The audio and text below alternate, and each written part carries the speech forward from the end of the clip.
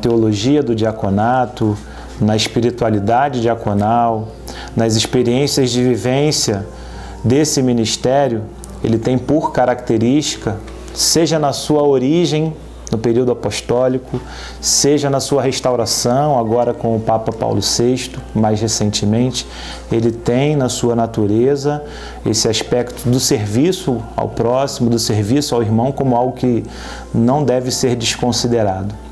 Na igreja primitiva, o diaconato foi estabelecido pelos apóstolos para viabilizar que os presbíteros pudessem se dedicar de modo mais detido ao essencial de seus deveres sacerdotais. Dessa maneira, os diáconos se surgem como responsáveis das funções administrativas e caritativas da igreja. Encontramos este fato em Atos 6, quando trata da queixa dos gregos contra os judeus no que diz respeito à negligência às necessidades das viúvas. Por isso, os 12 convocaram uma reunião dos discípulos e disseram: não é razoável que abandonemos a palavra de Deus para administrar. Portanto, irmãos, escolhei entre vós 7 homens de boa reputação, cheios do Espírito Santo e de sabedoria, aos quais encarregaremos este ofício. Nós atenderemos sem cessar à oração e ao ministério da palavra. O diácono permanente, ou diaconato permanente, é uma tradição antiga da igreja. A igreja, ela teve já desde os inícios, nós encontramos a todos os apóstolos, aqueles que foram chamados para servir as mesas, e depois, através dos tempos também, assumiram várias responsabilidades dentro da liturgia da igreja, na caminhada da igreja. São clérigos e que com o Concílio Vaticano II foi restaurado.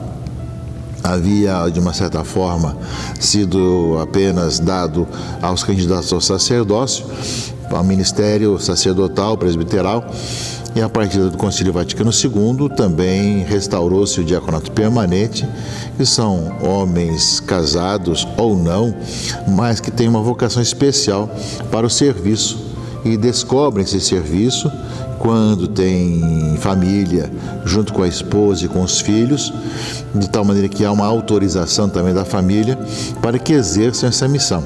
Eu e minha esposa e meus filhos, nós já tínhamos vida de comunidade. Então, discernir o chamado de Deus na comunidade e em família fez parte do nosso processo de relação com Deus, né? Porque Deus, quando chama um homem casado à missão, Ele chama a família à missão.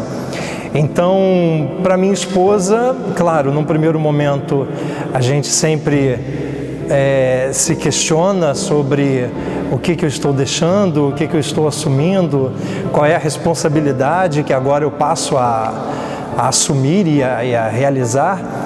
Mas quando a família tem a vontade de Deus, os propósitos de Deus, como uma meta, você vai abrindo mão de outras coisas que não são relevantes para que os propósitos de Deus se realizem na família, né? Tenho aqui as minhas meninas, minhas 2 filhas, minha esposa. Na convivência aqui em casa, a gente procura oferecer a elas uma formação humana, cristã, religiosa, que de alguma maneira permita-lhes crescer dentro daquilo que, na nossa experiência pessoal, familiar e de fé, tem tanto nos ajudado. Sou casado há quase 15 anos com a Dayana, é aquela que me ajuda diariamente e recebe também de minha parte um auxílio, uma ajuda para que a nossa convivência, não só em casa, mas para a vida inteira, seja de alguma maneira guiada por aquilo que a nossa fé, em certo sentido, ilumina a nossa vida, né? O diácono, como um ministro ordenado, pai de família, ele exerce uma função no mundo muito, muito importante, que é justamente, claro que a família para a igreja sempre será um lugar de sacralidade, a família é santa, mas que as pessoas que não são cristãs compreendam essa dimensão da sacralidade da família. O diácono ele tem essa função de, no mundo, além de ser sinal do Cristo servo, ele ser sinal dessa igreja servidora que sacraliza os espaços por onde ele circula. O espaço do trabalho, o espaço da família na sua relação com as outras famílias, né?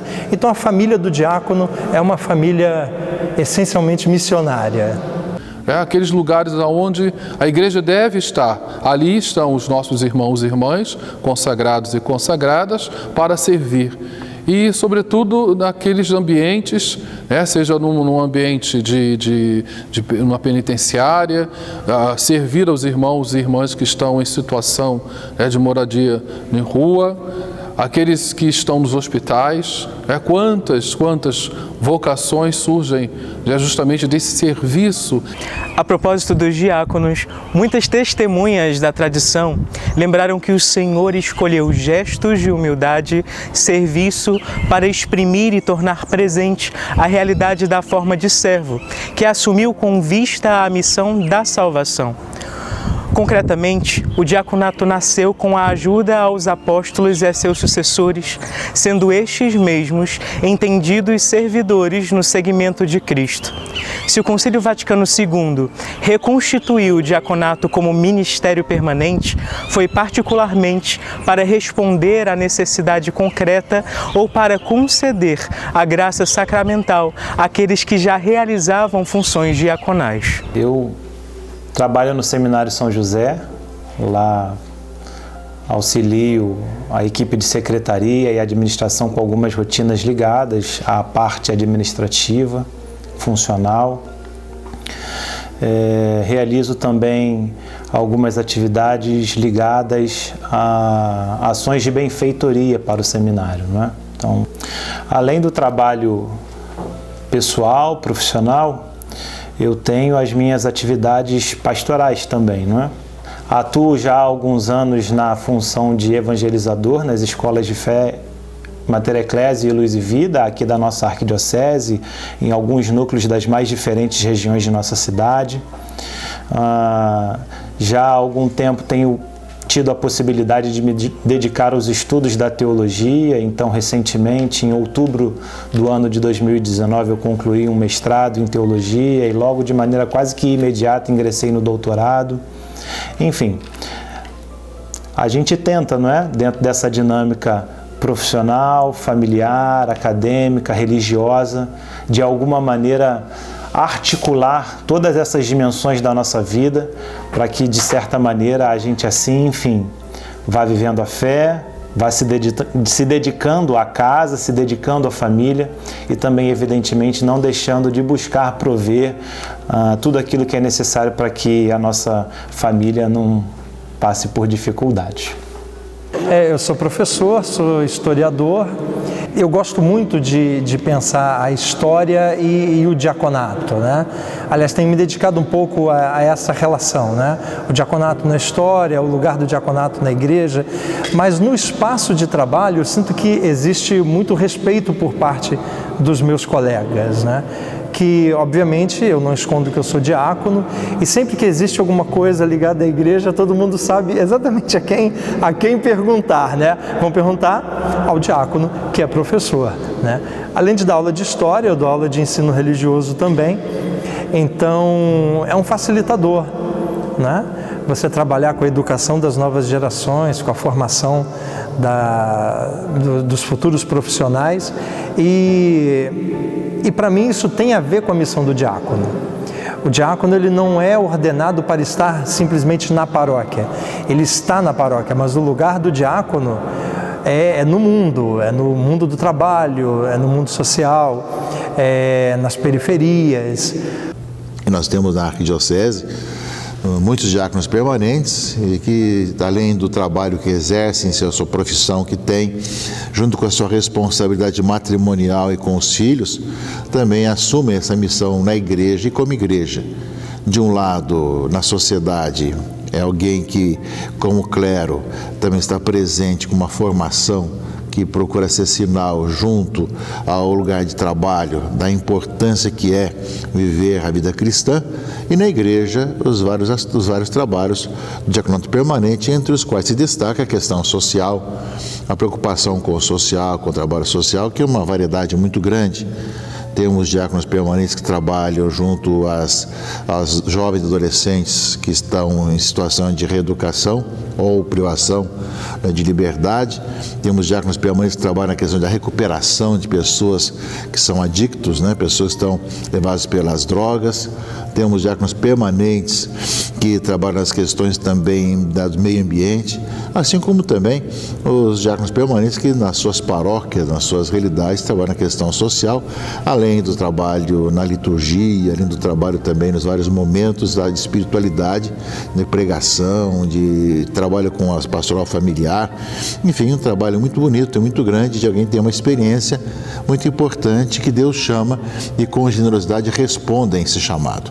Hoje, com o advento desse momento também da ação midiática, muitos trabalham a questão de áudios e vídeos também, de formação e de reflexão que se difunde pela internet.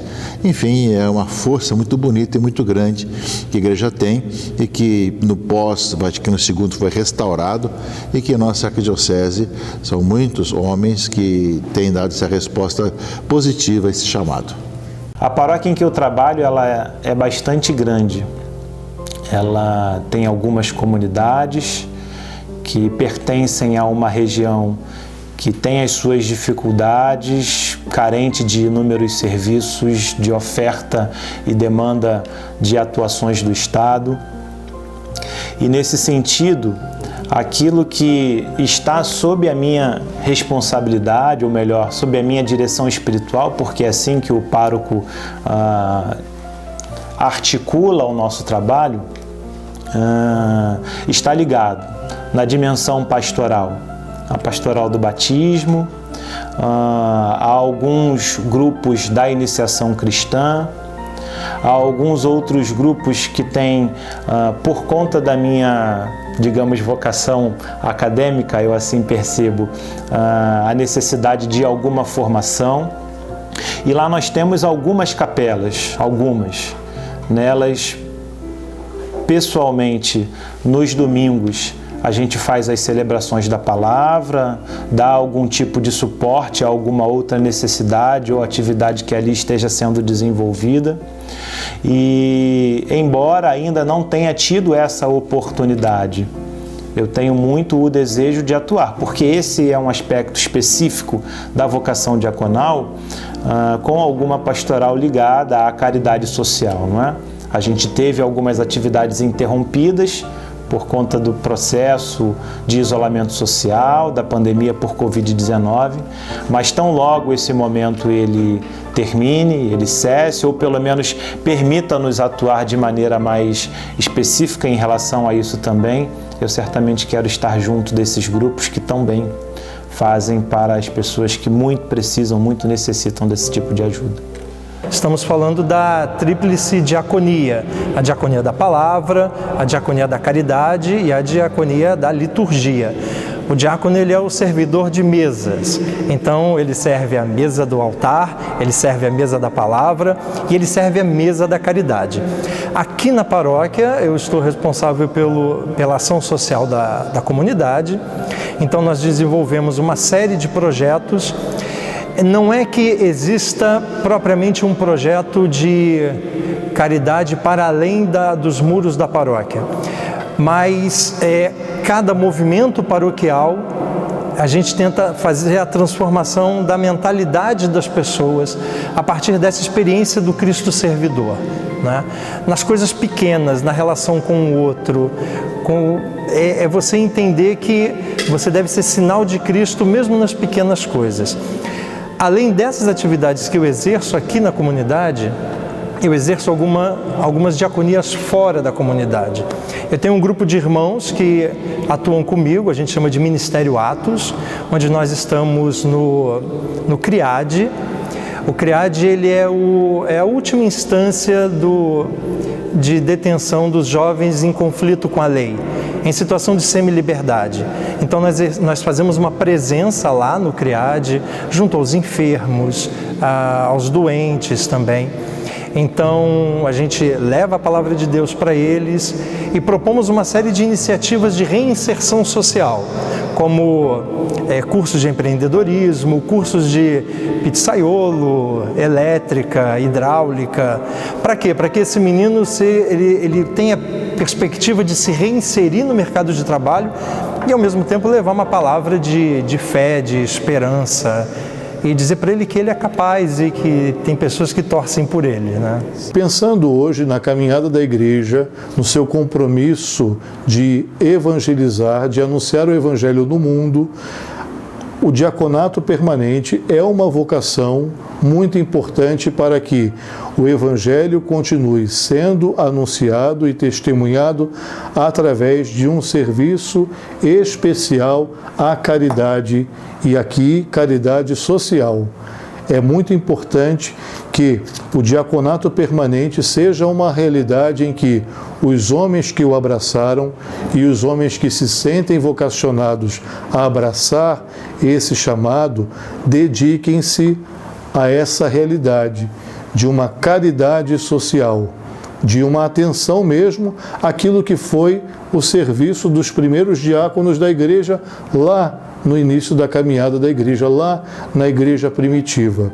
Eu penso que é muito importante a presença dos diáconos permanentes na formação de novas comunidades, e digo assim, novas comunidades mesmo constituídas por bairros, constituídas por famílias, constituídas por lares, e aqui existem tantos lugares na nossa pastoral urbana, especificamente aqui em nossa arquidiocese, que carecem dessa presença evangelizadora e que não são alcançadas, né? E que nem sempre são atendidas. E aqui eu penso que o diácono tem esse grande papel de ser as mãos do sacerdote para alcançar essas realidades. Essa dicotomia que parece estranha para o diácono como ministro ordenado, mas também alguém que trabalha, tem um trabalho fora, e inicialmente isso era visto como uma coisa dicotômica, na verdade é o grande enriquecimento do diácono, porque ele é o ministro ordenado mais próximo do mundo secular. Ele está em lugares onde o presbítero muitas vezes não consegue estar. Os diáconos estão nos hospitais, os diáconos estão nas escolas, os diáconos estão nas universidades, os diáconos estão nos presídios. Os diáconos estão em múltiplos espaços. E é nesses espaços que ele torna Cristo presente com a sua palavra, ele torna Cristo presente com os seus atos de caridade. Então, a missão do diácono, muito mais que uma missão para dentro dos muros paroquiais, e ela é muito importante, ela também é uma missão ad intramundo, né? Tornar Cristo presente nos espaços antigamente tidos como profanos, mas o mundo não é profano, o mundo é obra de Deus. Foi o Concílio Vaticano II a estabelecer que o diaconado pudesse no futuro ser restaurado como um grau próprio e permanente da hierarquia e ser conferido a homens de idade madura, também casados, e bem assim a jovens idôneos, para os quais, porém, deve permanecer em vigor a lei do celibato. Durante um bom tempo, ficou esse diaconato permanente um pouco sufocado. O diaconato era em vista do presbiterato, a ordenação, isso numa organização dentro da igreja. E depois, aos menos de 60 anos, temos aí a restauração do diaconato permanente, trazendo esta vocação que é específica do homem casado, que exerce sua profissão, tem os seus filhos, a sua família e procura servir a igreja.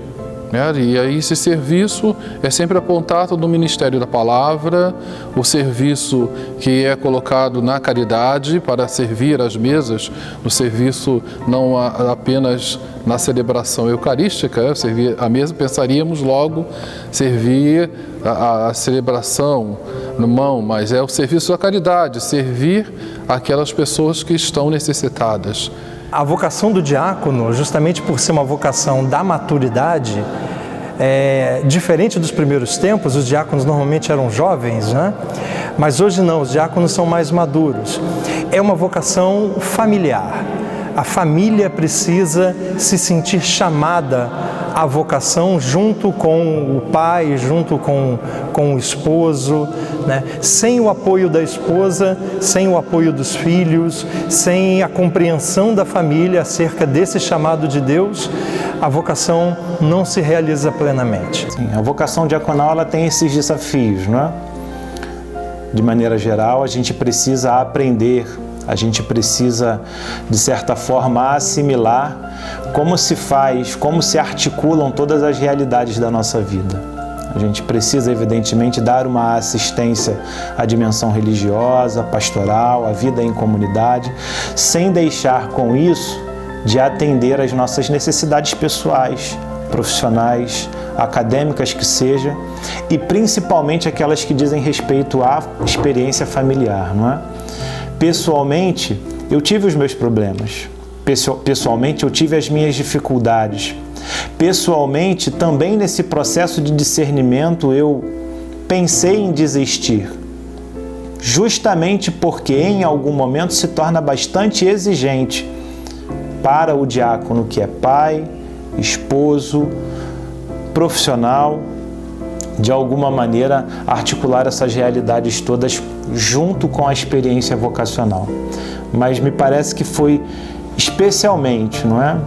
Com o auxílio, o incentivo, a parceria da minha esposa e das minhas filhas, que tanto me ajudaram, tanto me incentivaram, tanto torceram por mim, que essas realidades, essas dificuldades, umas foram sendo superadas, outras a gente aprendeu a suportar, porque nem todas podem ser transpostas, mas enfim, em meio a todas elas, Deus deu a graça e aí a gente conseguiu. Os diáconos permanentes vivem o primeiro grau da ordem através de um auxílio ao sacerdócio ministerial, ao episcopado. Nós podemos também compreender que o diaconato permanente tem aí suas origens lá na igreja primitiva, nos Atos dos Apóstolos, onde aqueles homens foram escolhidos para ajudar as pessoas mais necessitadas, ao cuidado, né, e ao auxílio das viúvas, dos mais carentes, mas também ao anúncio da palavra, ao zelo para com a Eucaristia. Não presidem a Eucaristia, mas servem a Eucaristia e distribuem a Eucaristia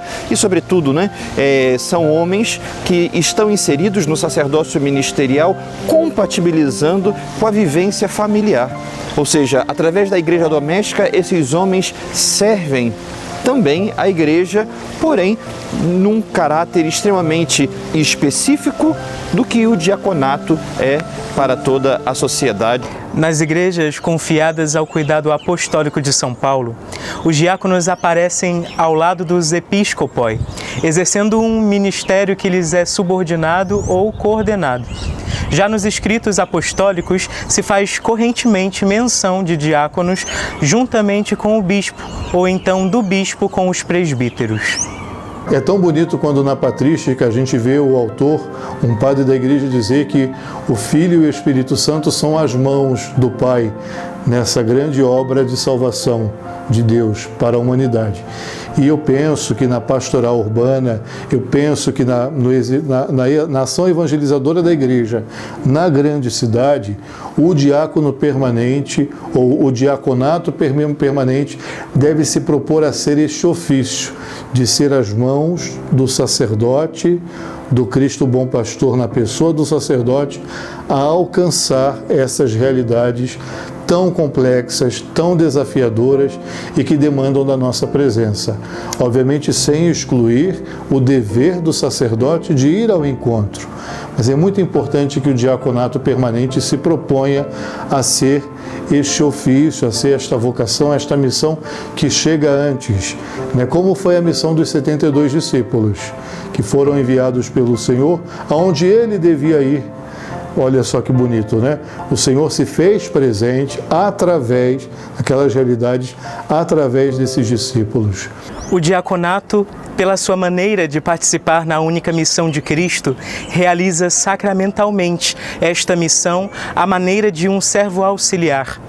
É ele, icona vivens, Christi servi in ecclesia, mas mantendo precisamente enquanto tal uma ligação constitutiva ao ministério sacerdotal a que presta a sua ajuda.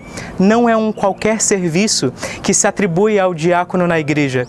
O seu serviço pertence ao sacramento da ordem, enquanto estreita colaboração com o bispo e os presbíteros na unidade de uma mesma atualização ministerial da missão de Cristo. Sobre o chamado vocacional, eu tenho pessoalmente que reconhecer que a minha história nesse aspecto, nessa dimensão, tem algumas particularidades.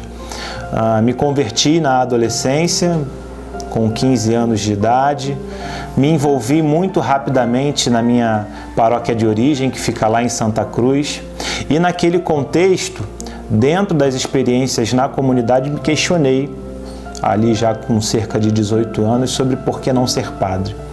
À época, ingressei no seminário Arquidiocesano de São José, no ano 2000. Lá, procurei de maneira muito séria executar, viver aquelas rotinas e experiências de maneira bastante viva, mas ao final do período de discernimento compreendi que a vocação ao sacerdócio ministerial não era a minha vocação pessoal, né? Nesse período, em meio a diversas experiências, conheci a Dayana, a gente se aproximou, se tornou grandes amigos e, enfim, num determinado momento, feito um discernimento amadurecido, a gente decidiu-se por caminharmos juntos agora numa experiência de namoro. Isso já tem 15 anos passados. Nunca pensei, confesso que nunca pensei em pedir, almejar ou me incluir na experiência do diaconato permanente. Na verdade, essa me parecia uma experiência muito distante, mesmo tendo vivido toda aquela dinâmica vocacional no passado. E aí, novamente, agora já casado, com as filhas, a esposa, em família, vivendo a dinâmica da vida comunitária, na paróquia de São Tiago, em Inhaúma, com um envolvimento pastoral que ali me era solicitado, o meu pároco, que ainda é o meu pároco até hoje, Padre Alexandre Tarquino, me questionou, me convidou, me incentivou e aí, enfim, fui fazer a experiência na escola diaconal. A experiência, me parece, foi bem realizada e agora, recentemente, em dezembro de 2019, eu com outros amigos de turma, das mais diferentes realidades, das mais diferentes regiões de nossa cidade, fomos ordenados diáconos pelo senhor cardeal Dom Orani. Eu morava numa outra diocese e naquele tempo eu tinha uma vida pastoral bastante intensa, com atividades de catequese, e o pároco da comunidade então me convidou para o diaconato. Eu já conhecia o diaconato porque eu tinha feito uma experiência com uma comunidade missionária e passei 7 anos nessa comunidade e nós tínhamos um diácono, né? Então já conhecia o ministério de acompanhar, mas nunca tinha pensado na vocação como uma possibilidade de exercício do meu batismo e do chamado de Deus para mim, né? Mas na ocasião eu não aceitei. Não aceitei porque eu era casado há pouco tempo, tinha filhos pequenos e achei que não era exatamente aquele momento.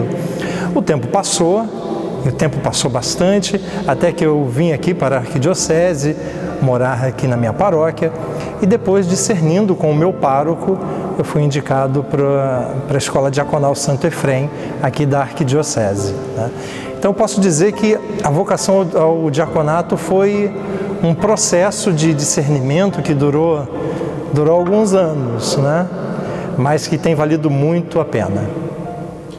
Bom, o dia da ordenação foi um dia muito especial, pela expectativa, pela preparação, pelo desejo, pela torcida e parceria da esposa, das filhas, dos amigos, da comunidade. E entrar pelo corredor central da Catedral Metropolitana aqui do Rio de Janeiro. Deitar prostrado diante do altar. Receber a imposição de mãos e a oração consecratória. Levantar como ministro ordenado da Igreja é uma sensação indescritível. Algo que edifica a gente, algo que de alguma maneira exige uma transformação da gente e algo que sinaliza, não é, de maneira muito concreta, porque é um sacramento, então sinaliza e realiza aquilo que a missão diaconal exige, a configuração ao Cristo servo, a configuração ao Cristo servidor. Sensação única que eu comparo ao dia do meu casamento, que eu comparo ao nascimento das minhas filhas, que eu comparo, enfim, aos momentos mais felizes e por isso desafiadores, que na minha experiência pessoal, na minha caminhada de fé eu já vivi.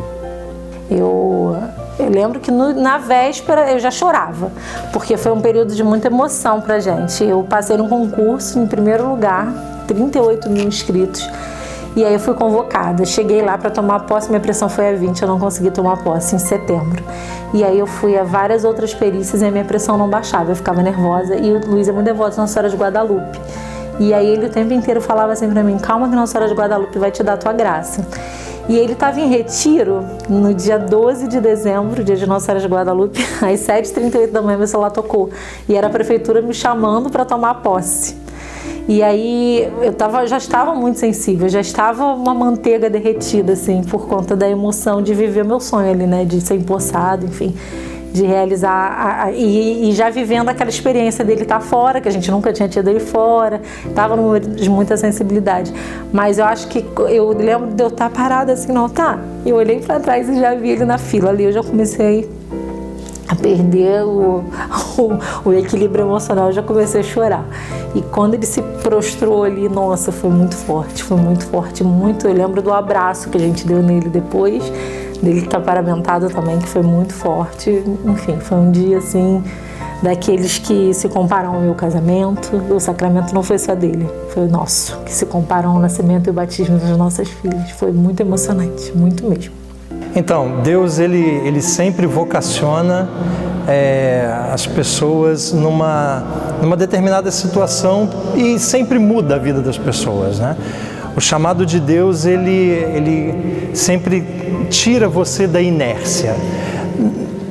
Num primeiro momento, nunca é fácil você conciliar a nova proposta com a vida que você já tem seguido. Mas quando você entende que o chamado de Deus é aquilo que é fundamental e que vai produzir realização e felicidade, você simplesmente vai abrindo mão de outras coisas para que o mover de Deus se realize na sua vida. É justamente esse mover de Deus que a gente busca o tempo inteiro e que nos torna felizes. Não nos torna mais tranquilos muitas vezes, né? Aliás, quase nunca, porque Deus nos envia a missão o tempo todo. Eu recebi com muita surpresa. Não esperava o chamado para isso, não pensava, não cogitava essa possibilidade, não vislumbrava isso no meu horizonte pessoal, familiar, vocacional. Mas junto com a surpresa eu recebi com grande alegria e gratidão, não é? Sempre tive esse desejo de servir a igreja, de devolver para ela um pouco do muito que ela me deu, seja na formação pessoal, humana, seja na formação teológica, enfim. E aí nesse caso, junto com a surpresa, junto com a alegria, o que eu podia fazer? Dizer sim. E foi o que eu tentei fazer e é o que eu tenho tentado fazer. Com o diaconato, a minha esposa passou a rezar a liturgia das horas comigo, né? Então nós temos uma vivência de oração dentro da família e que é fundamental para o sustento da vida do diácono, né? Quando a esposa não compreende a missão, a missão não se realiza, né? É muito importante que a esposa do diácono, eu sei que ela não é diaconisa, não é isso, mas ela se sente parte do chamado no sentido de que ela apoia a missão do esposo, apoia a missão do marido. Ela é minha primeira intercessora, né? Eu via no Luiz, acho que a primeira coisa que me fez apaixonar no Luiz foi o grande homem de Deus que ele é. Foi ver o Luiz falando de Deus. O Luiz fala de Deus com um amor que mexe com a gente. E que eu sabia que de alguma forma aquilo ali complementaria o primeiro amor dele, que era a família, que eu estava disposta, enfim. E aí as meninas... A gente já tinha uma vida de comunidade muito ativa, o Luiz já fazia muitas coisas na comunidade e a gente decidiu embarcar junto nesse ministério, né? Bom, a mudança mais significativa no meu ponto de vista, além da rotina dominical, evidentemente, é a necessidade de alguma forma, compartilhar um pouco mais da minha atenção com elas e as outras pessoas todas que, de alguma forma, agora fazem parte também da missão diaconal que eu estou exercendo, não é? Então, tenho ali algumas responsabilidades de direção espiritual com determinados grupos, com determinadas pastorais. Mas no fundo, embora isso represente uma mudança, me parece que é o tipo de coisa que já há algum tempo a gente vinha aqui aprendendo a realizar, não é? A gente sempre teve a oportunidade de caminhar juntos, a gente sempre teve a possibilidade de estar nas diferentes atividades que a gente realizou na paróquia de maneira comum. E agora esse elemento novo, talvez, não é? Porque eu tenho ali que, em algumas circunstâncias, fazer algumas atividades, que atender algumas pessoas, que estar junto com determinados grupos, que participar de alguns eventos, sem que elas, nesse sentido, estejam me acompanhando de maneira integral, em 100% do tempo. A relação do diácono com a família deve ser uma relação de proximidade, né? O ministério na comunidade não pode afastar o diácono da sua relação familiar, porque seria um contrassenso, na verdade. A minha primeira igreja é a minha família, né? Então, os meus filhos são objeto da minha pregação, né? Antes de eu exercer a minha diaconia da palavra na comunidade, eu exerço a minha diaconia da palavra com meus filhos. Antes de exercer a diaconia caritatis na comunidade, eu exerço com os meus filhos. Então, eu percebo, acho que essa é a parte mais difícil, né? Conseguir conciliar todos os tempos, assim, não é fácil. Mas a gente aqui trabalha muito em equipe. Eu costumo dizer que a gente é uma equipe, a gente é um time. E todos nós nos ajudamos muito. Eu tenho uma jornada de trabalho diária de 8 horas, o Luiz também. E aí tem as questões paroquiais, que ele tem as dele. Nós também temos vida de comunidade, nossas meninas são coroinhas, eu sou ministra. Então a gente aprendeu a assimilar isso com uma parceria muito grande. Os afazeres da casa, enquanto ele cuida da roupa, eu estou cuidando da comida, elas estão cuidando da casa, ou vice-versa. E assim, a gente tem vivido com muita parceria, mas sem dúvidas, eu costumo dizer isso, a parte mais difícil, né? É ter tempo para dar conta disso tudo, mas acho que Deus vai capacitando, à medida que Deus deu a graça, Deus vai capacitando e a gente tem aprendido a viver bem com esse tempo, a gente consegue fazer programas só nossos, programas de direcionar tempo para elas, porque se eu cobro muito das mães e dos pais dos meus alunos isso, foi uma coisa que a gente sempre fez questão de manter tempo para elas, principalmente para a criação delas, para a nossa vida sacramental, para a nossa experiência religiosa, enfim, a gente consegue. Mas não existe uma formalidade, né, de anúncio do Evangelho na família. Na verdade, o Evangelho deve ser vivido na família nas coisas simples do dia a dia, né? E diante das exigências hoje da modernidade, que são extremamente desafiadoras, o diácono ele deve estar sempre apontando o Cristo, né? Como é que ele faz isso? É sempre com aquela postura atenta às coisas pequenas do dia a dia.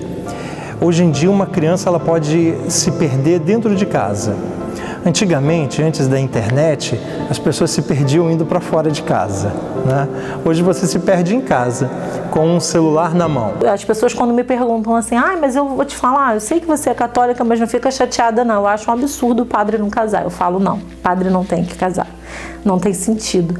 Porque hoje a rotina que eu levo e eu vendo o meu marido se dividir com atribuições muito menores que a de um sacerdote, eu percebo que o sacerdote, por vocação, a família dele é aquela ali, aquela comunidade. Se ele tivesse que se dividir para mais alguma coisa, não daria certo. Ele não seria um bom chefe de família como um diácono se desdobra para ser. Bom, o diaconato ele é uma vocação específica, própria e apostólica, né, de instituição apostólica. O diácono ele é e deve, de fato, tornar Cristo presente com a sua presença na vida paroquial, na vida do trabalho, na vida familiar, por onde ele circula, ele deve ser sinal do Cristo servo. Fazer com que as pessoas entendam isso, as pessoas vão compreender isso na medida que ele, de fato, conseguir tornar isso presente. Eu dizer para você que o diácono é o sinal sacramental do Cristo servo é uma coisa. Fazer com que você compreenda, você só compreenderá isso na medida que eu, de fato, conseguir, na minha relação contigo, com as pessoas, com o mundo, que as pessoas possam perceber o mover de Cristo servo no mover do diácono, né? E o chamado não é só dele, o chamado é nosso. A gente começou a viver essa história com um amor muito grande, assim, eu lembro da emoção de ver o Luiz batizando a primeira vez. Ele tremia, eu nunca vi o Luiz tão nervoso daquele jeito. Eram 13 crianças. E eu ali chorando junto, emocionada, porque eu vi ali o homem de Deus que me fez apaixonar, sabe? Eu vi ali a presença de Deus nele e a gente aprendeu a partilhar esses momentos.